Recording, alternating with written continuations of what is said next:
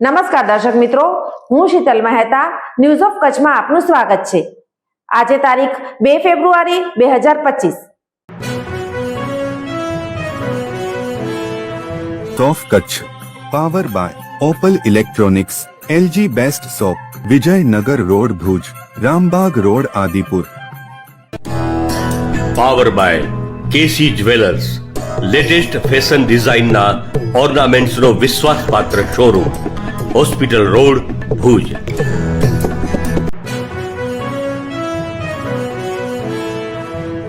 ગુજરાતમાં પ્રથમ વખત ભુજની ધરા ઉપર તેરા પંથ દ્વારા આયોજિત 161મો મર્યાદા મહોત્સવનો પ્રારંભ થયો। ભુજની ધરા ઉપર આરંભ થયો મર્યાદાનો મહાકુંભ 161મો મર્યાદા મહોત્સવ। ગુજરાતનો પ્રથમ મર્યાદા મહોત્સવ ભુજના સ્મૃતિવનમાં આયોજિત થયો। આ સમયે એક તરફ જ્યાં સનાતન પરંપરામાં ભારતના ઉત્તર પ્રદેશના પ્રયાગરાજ ખાતે મહાકુંભમાં વસંત પંચમીના પાવન અવસરે અમૃત સ્નાન થઈ રહ્યું છે, તો બીજી તરફ ભારતના પશ્ચિમ ભાગમાં આવેલા ગુજરાત રાજ્યના કચ્છ જિલ્લાના ભુજ શહેરમાં જૈન શ્વેતાંબર તેરાપંથ ધર્મસંઘના વર્તમાન અધિશાસ્ત્રા યુગ પ્રધાન શાંતિદૂત આચાર્ય શ્રી મહાશ્રમણજીની પાવન સન્નિધિમાં ભુજમાં આવેલ સ્મૃતિવન, જે 2001ના ભૂકંપમાં મૃત્યુ પામેલ લોકોની શ્રદ્ધાંજલિ રૂપે નિર્માણ કરવામાં આવ્યું છે, ત્યાંના પરિસરમાં બનેલ જય મર્યાદા સમવસરણમાં ગુજરાતના પ્રથમ મર્યાદા મહોત્સવ અને તેરાપંથ ધર્મસંઘની પરંપરાનો 161મો મર્યાદા મહોત્સવનો ભવ્ય રીતે આરંભ થયો હતો। જય મર્યાદા સમવસરણના વિશાળ પંડાલમાં શ્રદ્ધાનો મહાસાગર ઉમટી પડ્યો હતો। ત્યાં તેરાપંથ ધર્મસંઘનો ચતુર્વિધ સંઘ ઉપસ્થિત હતો। મંચના મધ્યમાં બપોરના લગભગ 12:15 વાગ્યે તેરાપંથાધિશાસ્તા આચાર્ય શ્રી મહાશ્રમણજીના પધારતા જ શ્રદ્ધાળુઓના જયઘોષથી આખું સ્મૃતિવન ગુંજી ઉઠ્યું હતું। મહોત્સવનો શાસ્ત્રોક્ત આરંભ મહાતપસ્વી આચાર્ય શ્રી મહાશ્રમણજીએ મંગલ મંત્રોચ્ચાર કર્યા બાદ તેરાપંથ ધર્મસંઘના આદ્ય અનુશાસ્તા આચાર્ય શ્રી ભિક્ષુ અને શ્રી મદ જયાચાર્યજીનું શ્રદ્ધાપૂર્વક સ્મરણ કરીને 161માં મર્યાદા મહોત્સવના ત્રિદિવસીય કાર્યક્રમના આરંભની ઘોષણા કરી હતી।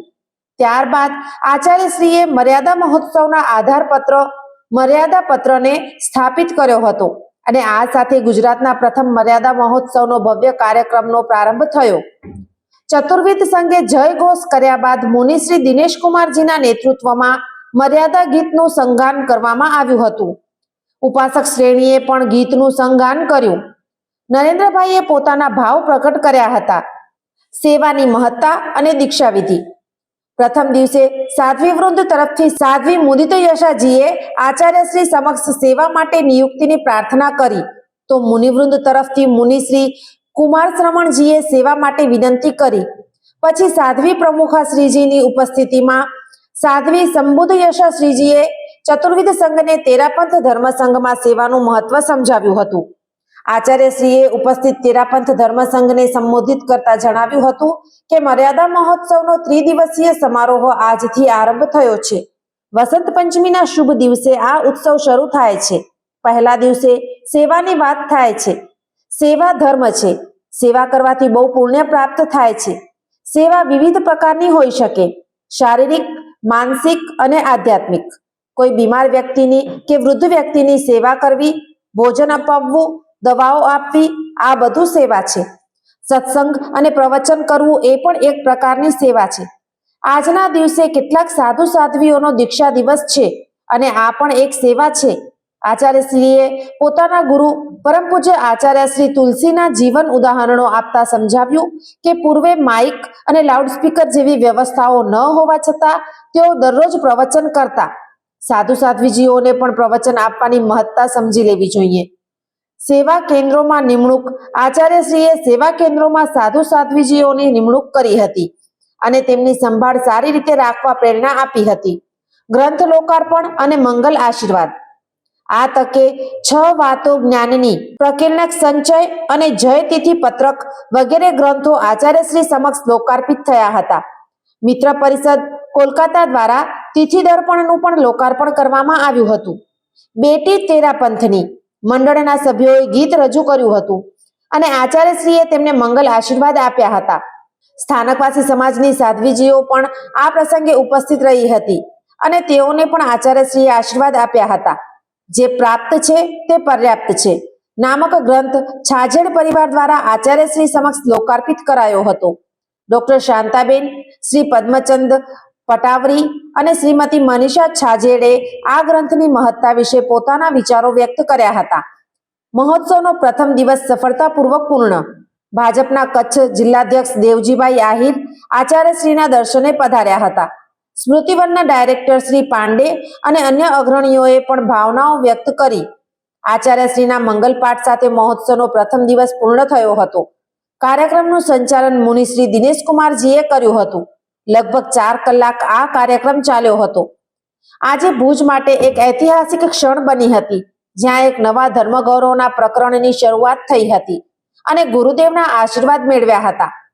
આચાર્યશ્રી અને સાથે લગભગ 150ની આસપાસની સંખ્યામાં વિચરણ કરી રહેલા સાધુ સાધ્વી, શ્રમણી ભગવંતો તથા મુમુક્ષુ ભાઈ બહેનો તથા ઉપાસકોની ધવલ સેનાની સાથે મર્યાદા મહોત્સવ વ્યવસ્થા સમિતિના કીર્તિભાઈના માર્ગદર્શનમાં તેરાપંથ સંઘ, યુવક પરિષદ, મહિલા મંડળ તથા અણુવ્રત સમિતિના સદસ્યો વગેરે સેવા અને વ્યવસ્થા સંભાળી રહ્યા છે તેવું એક યાદીમાં આચાર્યશ્રી મહાશ્રમણ મર્યાદા મહોત્સવ પ્રવાસ વ્યવસ્થા સમિતિ 2025 ભુજ કચ્છના પ્રિન્ટ મીડિયા પ્રભારી મહેશ પ્રભુલાલ મહેતાએ જણાવ્યું હતું.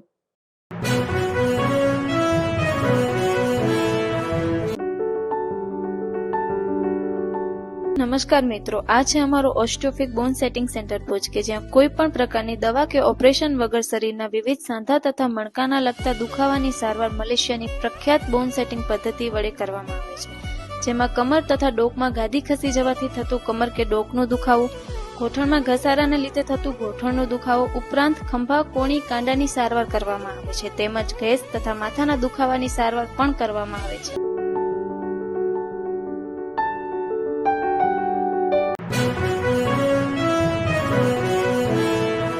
દર્શક મિત્રો, આ હતા આજના સમાચાર. આવતીકાલે ફરી મળીશું. ત્યાં સુધી મને રજા આપશો. નમસ્કાર.